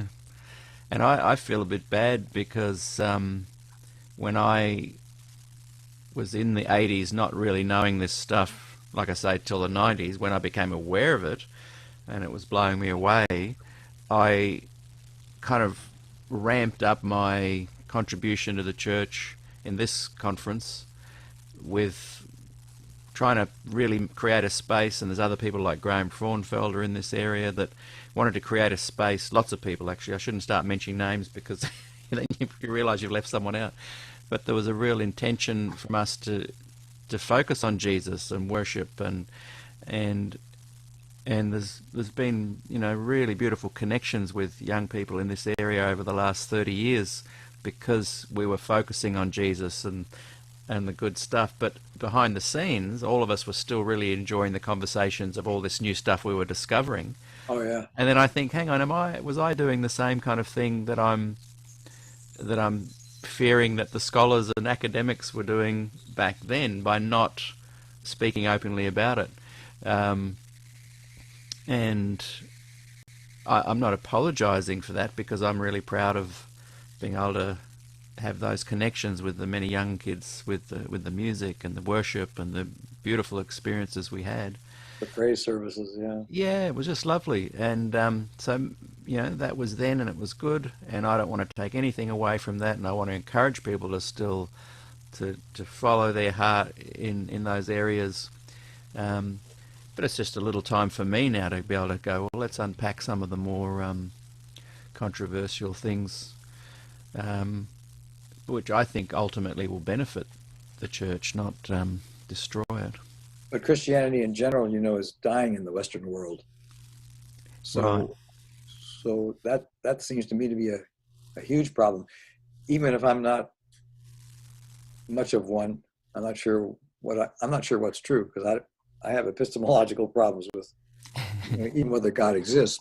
But I hope he does if he's something like what I want him to be, and I'll be a universalist if I'm anything, because I think God's responsible for the whole mess. But ultimately, if there is a God, but we need Christianity of a kind that I am not able to have the faith for, to save civilization, because Islam is militant and just as active and ready to take over everything if it can, and there's nobody resisting it. Even the secular left politically in the world, in the European world, is not resisting Islam. They're afraid of it. They won't even publish cartoons. And so that all the magazine and newspaper and media, when Charlie Hebdo's group was murdered, you know, they should have all published the cartoons on the front pages of all of them. They should have got banded together if they were afraid. But nobody published anything. So they gave in to this narrow, authoritarian, baseless faith that goes in so many ways against all the Western values about rights and women and equality and and when you reflect on true Christianity as Christ lived it and taught it, you see strength, you see revolution, you see messy, you see clearing of the temple. It's not all just happy hippie hug tree Jesus. And I think what you're kind of saying there is the good actual essence of the teachings of Christ, and the heralding of equality that Paul was talking about, and grace, and these good things in the gospel are actually things that do benefit our society, even if we may be poor believers or have minimal faith in God, or all of that aside. A strong Christian movement with the promoting the tenets of Jesus' teaching and the good news of the gospel will benefit society greatly. Sure, we're 11 to the whole lump. Yeah, but the secular humanists forget where they got their values. Yeah. Well, this is what I was saying about that country and those people, and the sterilizing of women. The very people who will speak strongly in one area are just letting that go, you know. That's why I was surprised but pleased that the BBC actually put out that documentary, because they usually are a little bit too scared themselves to kind of speak on these things. Well, that reminded me so much of a mystery to me. It's just a mind-boggling mystery when you spell it out. I think since I've been an adult, there's been a movie or two almost every single year out of Hollywood that in some manner or other addresses the Holocaust. Yeah. The horror that came to the Jews in Europe. And I don't think I've seen more than 2 or 3 movies in all that time that addressed the greater by magnitudes horrors that happened because of Stalin's purges and Mao's re-education. Yeah. Great leap forward. Yeah. How do you get the Western world? Why isn't the hammer and sickle as heinous a symbol as the swastika? And right on our doorstep here in one of my other shows, I interviewed 2 people that are leaders of the movement to support those that are being suppressed and oppressed currently in West Papua New Guinea. There's an incredible, the Indonesian government has estimated over 1 million lives being executed, and in the last, since I think the last 40 to 60 years. What are the sides there religiously? Is the government on one side? So the government, Indonesian government, it's a long story, so perhaps we won't. But is it Catholic now, or is it Muslim? No, so it's the Indonesian government. The Indonesian country is made up of a lot of different religions: Catholic, Hindu, and Islam. Mm-hmm. But the government seems to have almost a separate agenda to a religious one. In this case, they took over the control of the Indonesian islands realm from the Dutch in, I think, the late 50s, early 60s. I could be wrong. In one of the other interviews, it gets deeper. And then they just use the tactics, as a lot of political parties do. Lots of resources in West Papua. West Papua is right next to the Indonesian islands. West Papua was governed by the Dutch. The Dutch were trying to have a transition period that would give the independence to the West Papuans, but as the Indonesian government took over, they saw the gold in them, their hills, and and then there's some stuff behind the scenes, because the USA had a big company that had a mining interest there as well. And I guess where I'm going is that, here's this thing right on our doorstep that's very hard to get any kind of momentum for people to speak up about it, because people have fear. So they'll blow the trumpets loud about something happening on one side, and then, we won't talk about that. Very hypocritical, I think. Yeah.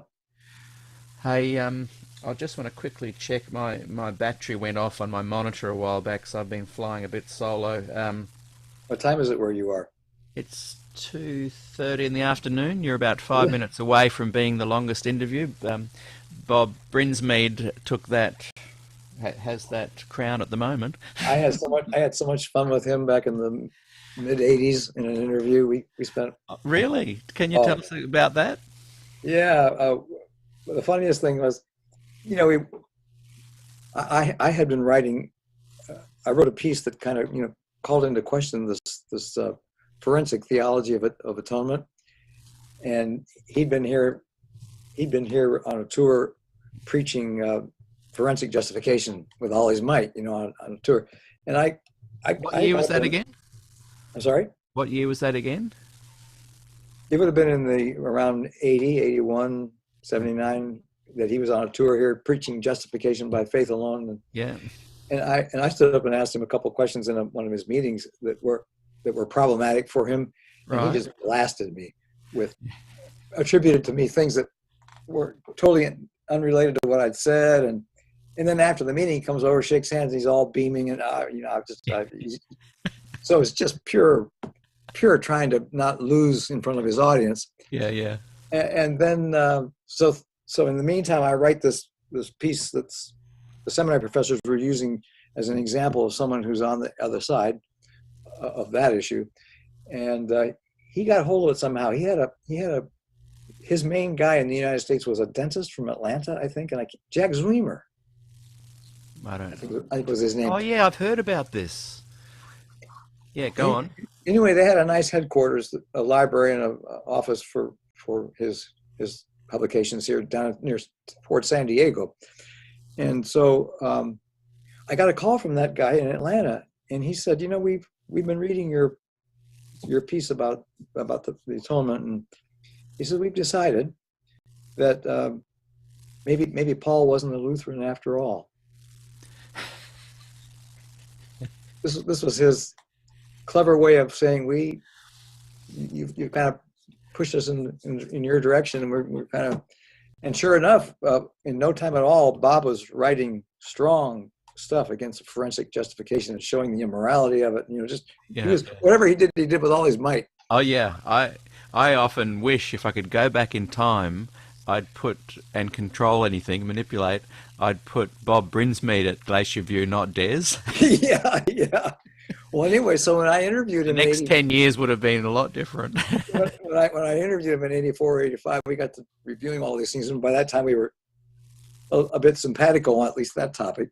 Yeah. And somehow he got to talking about how when back in the old days when he was just out of college or in college still, the Pope was coming to Australia for the first time, and prophecy was about to be fulfilled, and the whole great controversy, all that Sunday laws, and the Pope is coming, and the absurdity of how he felt about it at that time, and how we both saw it now, got us tickled, and we got to laughing till we cried. Yeah. Two strangers that had only known each other for a couple of hours, really. Yeah. We're sitting there just unable to talk. And it was great. The thing I liked about my interview with Bob and his book, basically Prophetess of Health, Ron Numbers, and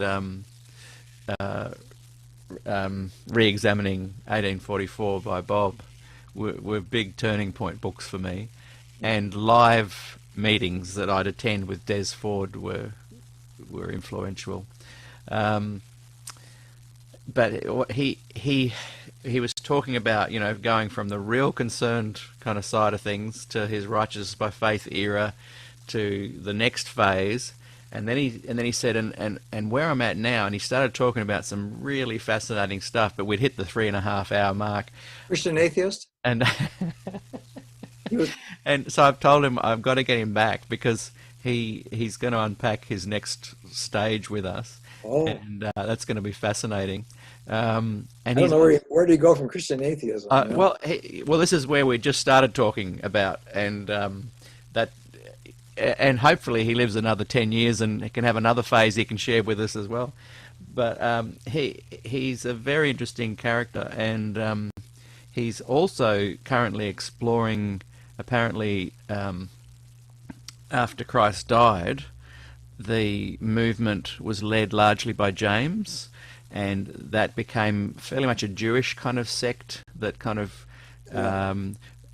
survived for a while but died out about 200 years after Christ had died. And Paul kind of took over more that to the Gentiles and became the Protestantism that we now have. And I thought that wasn't even he's doing a lot of research into that, so we'll chat about that with him as well. I'm surprised that he doesn't question the existence of an actual historical figure named Jesus of Nazareth. Well, he did allude to that as well. And this is the interesting thing about him. I think he could well be an agnostic and still enjoy exploring Christendom. And like I was saying about David Bentley Hart, the value of Christianity to what we have in the Western modern world and everybody else is benefited by, all the comforts and the wonders they were very much stimulated by the Christian perfusion into Europe. And for sure. I don't mind living in the contradictions of my own mind. I don't like cognitive dissonance. I don't want to be that guy. Yeah. But I can quite easily understand Bob being agnostic, but being super interested in the teachings of Christ and their relevance to society today. Yeah. And then him saying, and maybe Christ didn't exist. I can fully live within that headspace. I mean, the best thing I've seen on this topic is a 700, almost 800-page book by Richard Carrier about the existence of Jesus. And he boils it down to Jesus was either a historical figure mythologized or a mythological figure historicized. Wow. Who said that? Richard Carrier. Boy, that's author of this 800-page book on the whole question. Yeah. And he does everything he can to come to a conclusion about the evidence for Jesus's historicity. Well, yeah. And he comes down to the position, I'm trying to remember which one he concludes is the more likely in his mind, but I understand I mean, when you find out that there was no Nazareth until the 4th century. Yeah. Well, when you only need to read the first 4 or 5 chapters of Matthew before we get to the Sermon on the Mount, realize that Matthew is setting a scene for a character, and ensuring that character has ticked all the boxes that the readers he knows he has will expect to have been ticked. And so that infers that you're going to have to mythologize somebody to some degree, because you're setting a scene where a human could not possibly have ticked all those boxes. But why anybody would die for that myth? If they knew what they were doing, I don't understand that. Are you saying Matthew did die? and of course, Paul, oh well. Paul's a crazy man. I mean, sometimes he makes a lot of sense. Sometimes you think, what? I know. So I'm writing a book called Rescuing Jesus from the Adjudications of Moses, the Teachings of Paul, and the Visions of Ellen G. White. Well, good. I hope you deal in there with the parable we talked about. Well, I mean, with the prodigal son story. Yeah, that's and with Jesus saying, "Men of old have said, but I say." Yeah. He throws out the whole retributive justice thing. And I find that but his father wants his pound of. I know. I find that gospel way more appealing, and I've got a hunch that we'll get to heaven and God will say, "Come on in, and we can discuss about the other stuff on the other side of that gate." It reminds me of Crocodile Dundee, God, we be mites, we be mites. I love it. Hey, before I let you go, I'm just going to randomly, because I love your storytelling, just look at the contents page of your book and just get you to finish with one more story of one of the stories here. Can you tell us just briefly the story of the Shady Grove Hospital compensation conflict? Well, that was the one where a series of Washington Post stories in 1999, I think it was,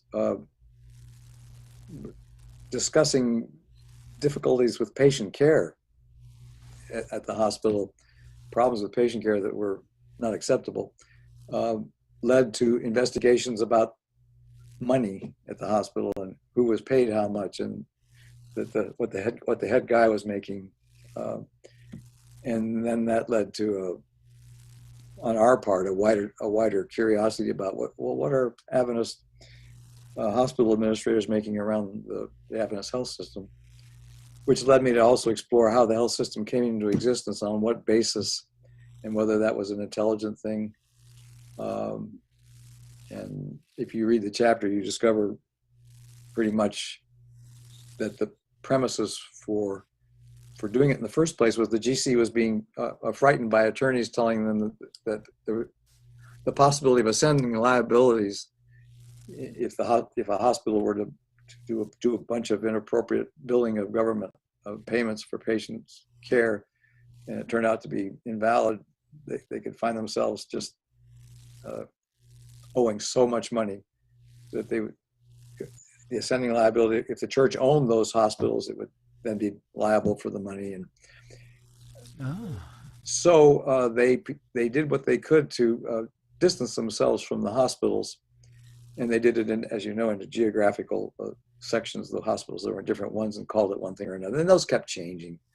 Who was in which one and the names of them kept changing. But it enabled there to come into existence a playground or a sandbox for all kinds of guys with MBAs and management degrees and whole bunch. There's a lot of cash flow going on in the health field, especially back in the 70s and 80s when this started to happen.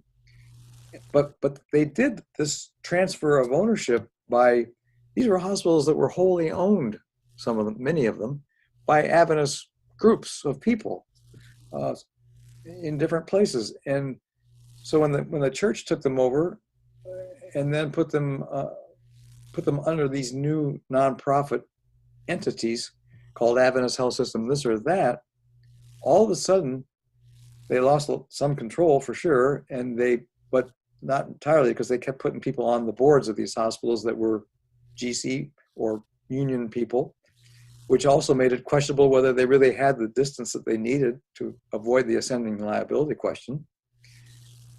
But the attorneys and the people arguing for them doing this were claiming savings of scale in purchases and in the stuff you needed to run a hospital, you know, and saving and shared expertise across. Well, this is all nonsense. It never worked out, any of that. It doesn't work that way. And it provides lots of opportunities for guys to hire outside services for the upkeep of the plant, and then they get a piece of the action. And the guy is driving a Corvette that he got because now we're not hiring our own employees to clean the hospital. We hire a group that's giving us a kickback, and this kind of stuff happened all over the place. And this is what led, of course, to the other story about the loss of the hospital in Boston, outside Boston, where they ended up, these MBAs that now had this sandbox to play in and all this cash flow began painlessly, in terms of their own pockets, playing entrepreneur with doc in the boxes or with imaging independent imaging places that people can go to around the countryside, and maybe like with Pawtucket, maybe a nursing home. And well, most of these things didn't work out well, and so they found themselves needing money to fill in the gaps that they'd created, and then they start looking for assets in the hospital that was actually had some cash flow, making money, and pretty soon the hospital is hurting, and that's how they lost the one in outside Boston. But the salaries turned out to be at the very top. When you start looking at the salaries that these guys are making at the big hospitals in the health system, so you had administrators at the health system, and you had administrators at the hospital. So you had expenses they never had before to get these savings of scale. And then you had a lot more mischief and a lot less oversight and a lot less control. But these administrators at the very top were making $300,000 to $600,000 a year in the late 1990s, which is the very, very top of what the industry's practice was at the time. And these were nonprofits. And the church had this old sacrificial wage business. Well, that was long gone, from the hospital system. But anyway, this was all stimulated by the problems at Shady Grove that were reported in the Washington Post. And of course, some of that got into the Review and Herald, and it did outrage a lot of people. But there were letters to the editor, and then subsides, and nothing really changed much. And we're back there right now, where these guys are making amazing amounts of money. And the thing that's really irritating is you see a guy's making $300,000 or $400,000 or $500,000 or $600,000 a year. On top of that, the only expenses he has is his own home mortgage and going out to eat and clothing. His gym, his country club, his car, his vacation, all kinds of things are covered expenses. They have all these privileges that So they have not only massive salaries, they have really limited life expenses that most of us have. And you think that's happening today as well? Oh yeah. And you can easily find out by just going online and looking at I forget the name of the document that that nonprofits have to file for their top organizational administrators' salaries and income. I wonder if that compensation. I wonder if that accountability is available in Australia, though. It might just be a USA thing. I don't know that. Yeah. I miss Ruskets, by the way. And now that's something that, see, the second book that we would have written would have included the loss of Loma Linda Foods, for instance, here in Worthington Foods. They're ridiculously bad management. Some good products, or enjoyable products at least. But you guys have done a good job with Sanitarium is a brilliant company. I've got lots of friends there. It's run by a really competent CEO who I went to college with as well, and they put out great products. I've got some very good friends that are high up in the sanitarium company, and they invariably treat their employees well, and they also hire good staff at all levels, men and women, whether you're Adventist or not, and they're on the ball, that's for sure. And do they still have toys in the cereal box? I'm not sure. Like, I haven't seen any lately. I have Weet-Bix every day, and I haven't seen any toys or cards lately. They have Ruskets still? They have Ruskets still. I'm not 100% sure it's... Can't get those here.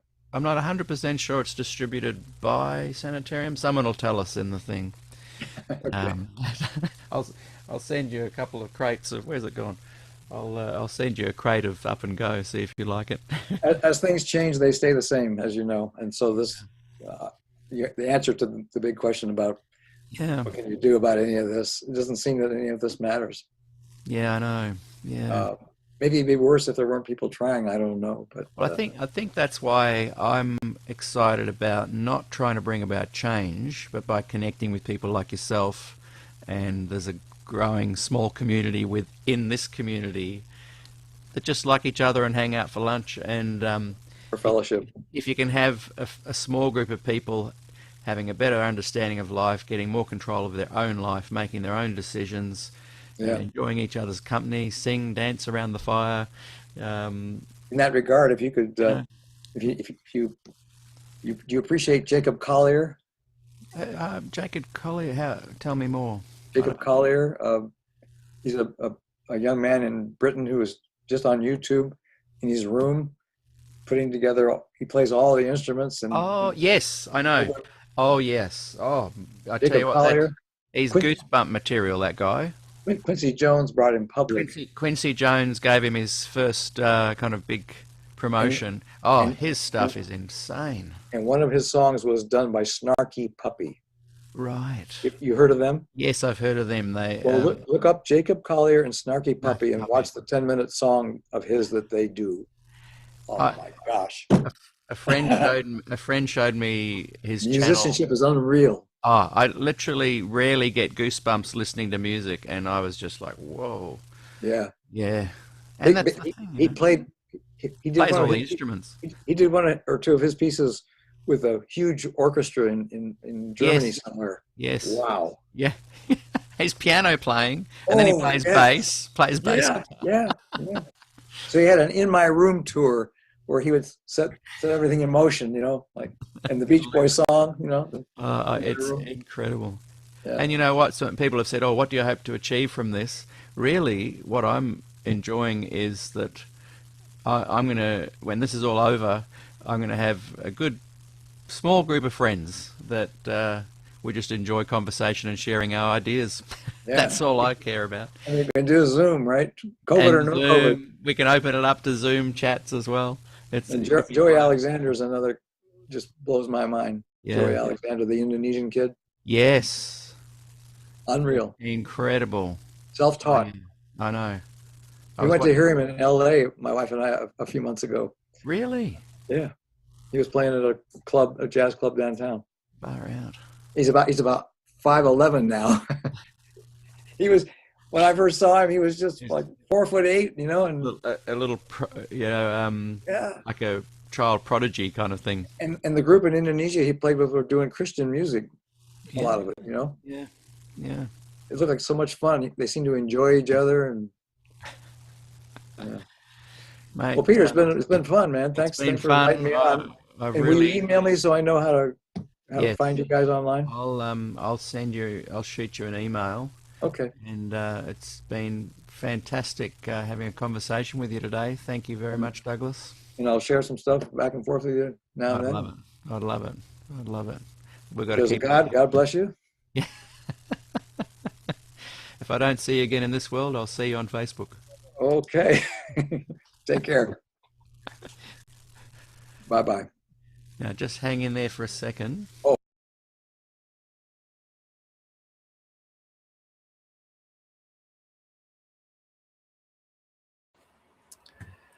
There we go.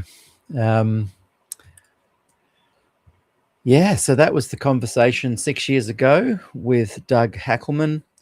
It's the replay of season 2, episode 42 on the Desford Glacier View season. This was his book, we chatted a little bit about. And Mark Anthony writes, thanks. All you care about is a group of friends on YouTube. Haha. No, still 6 years later, same objective there, Mark Anthony. So, yeah, that's nearly a 4-hour interview, 2 parts. You can watch part 1, which I put up earlier today, and that was part 2. And excuse me, there are so many gems in there.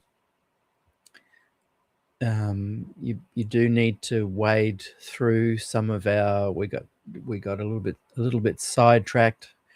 I did, and but within that interview, there's some real pearls of wisdom coming from Doug Hackleman, and I do really hope I can get him back onto the program.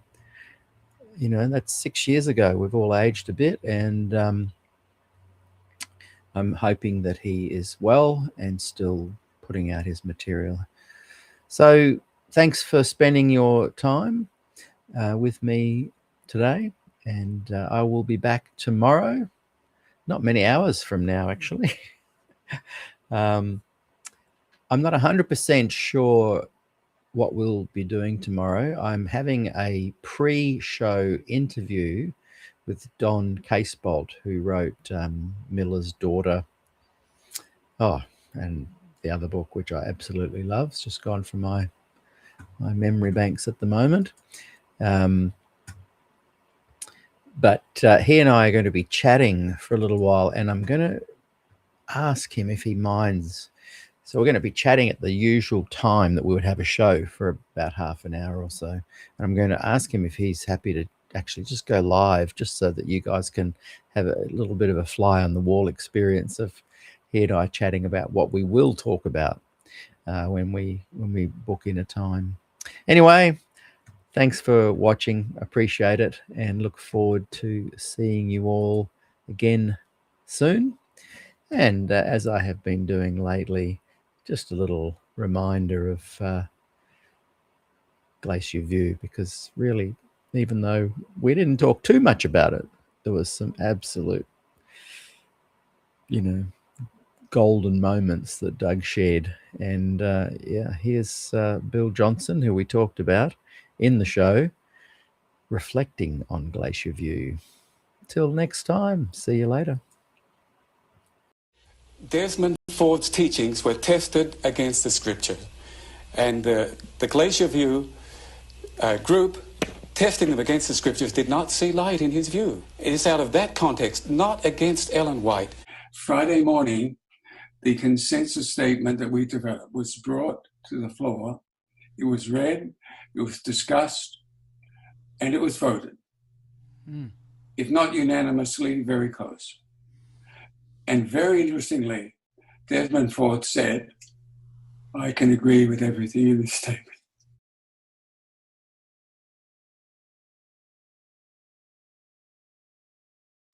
Here's where Yeah. things went off the rails, I believe. Yeah. You know, so we're getting just an hour or two and the conference is going to end, and I'm feeling incredible relief. Yeah. Because it's been a week of high tension, you know, high drama. And then suddenly another statement appears. I had no knowledge of it beforehand. It was a statement that had been prepared by a committee of 6 the day or the night before. And it had 10 points where Desford, his ideas disagreed with church teaching. And it was never discussed, it was never voted, it was simply read and taken away.